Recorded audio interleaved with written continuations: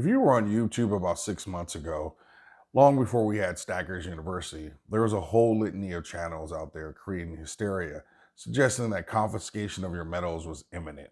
Frankly, it was 100% clickbait in my opinion. If you're interested in learning why confiscation is almost 100% not going to happen, then this is the right video for you.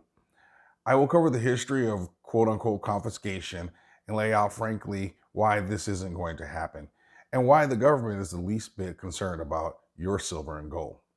Here's the reality. I am far more concerned about this bad guy or woman coming to take my silver and gold than I am some government official. The government is just way too smart and diabolical to waste their time going door to door looking for the 1.5% of us that actually hold physical metals.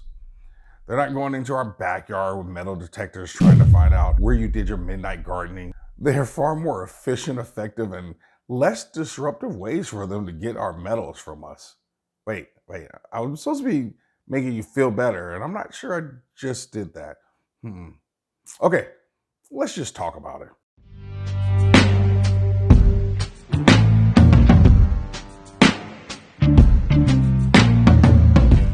To truly understand this situation, we almost have to start with a little bit of a history recap.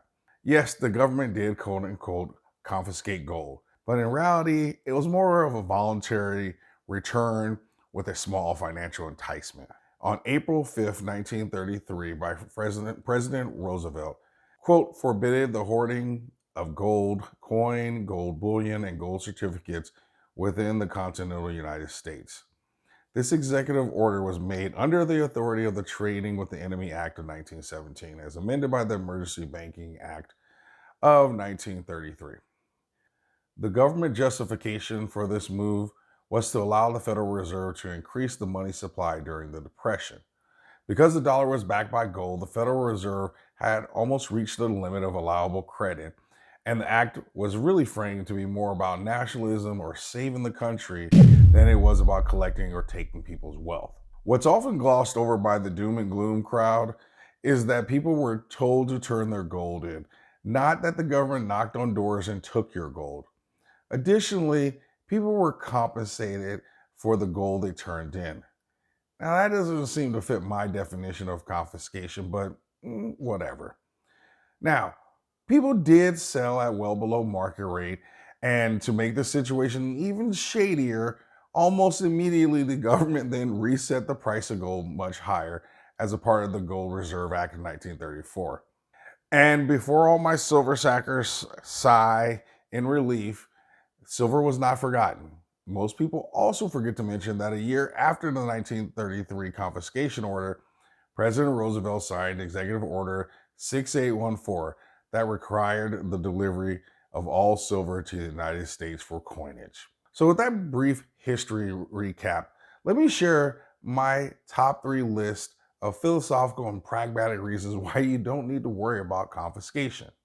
Number 1, why does the government need your gold? They don't. They have fiat currency, which is nothing more than an agreement that a certain piece of paper has value. Gold is not needed for the Fed to turn on the printing machines.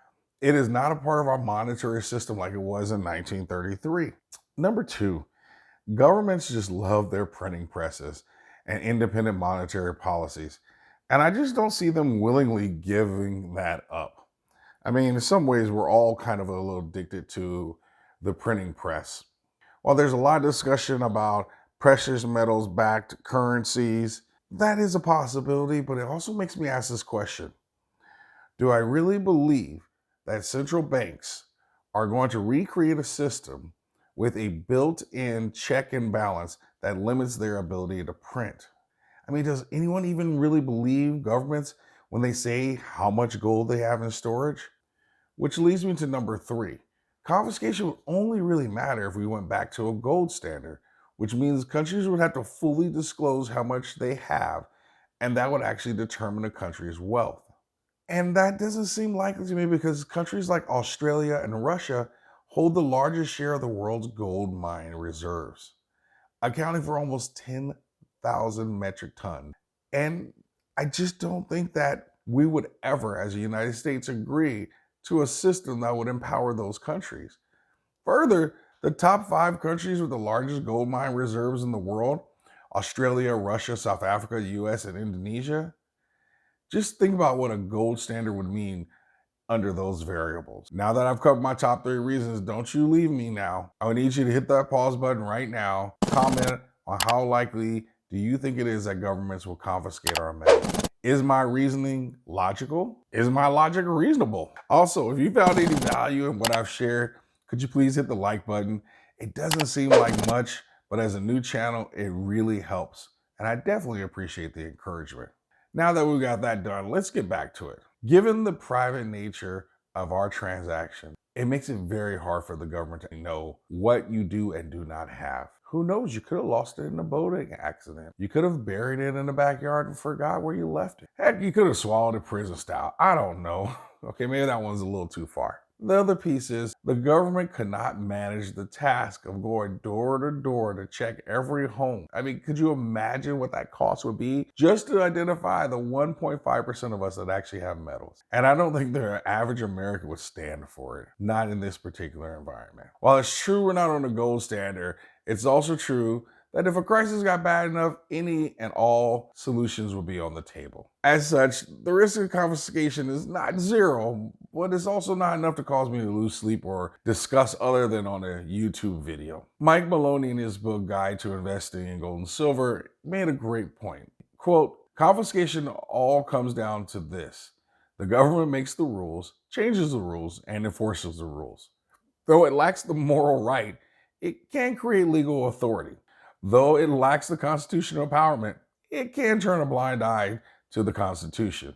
The Constitution did not stop the government from taking people's gold in 1933. Hands down, I am far more concerned about a bad guy or woman trying to forcibly take my gold than I am about confiscation. Frankly, I'm actually more concerned about central bank digital currencies. This concerns me far more than some government suit coming to my door looking for my gold. So as I start to close, please share your thoughts about confiscation in the comment section. And you already know I need you to hit that like button and subscribe. It would be greatly appreciated. Always stack smarter, never stop learning, and can we please just stop the insanity?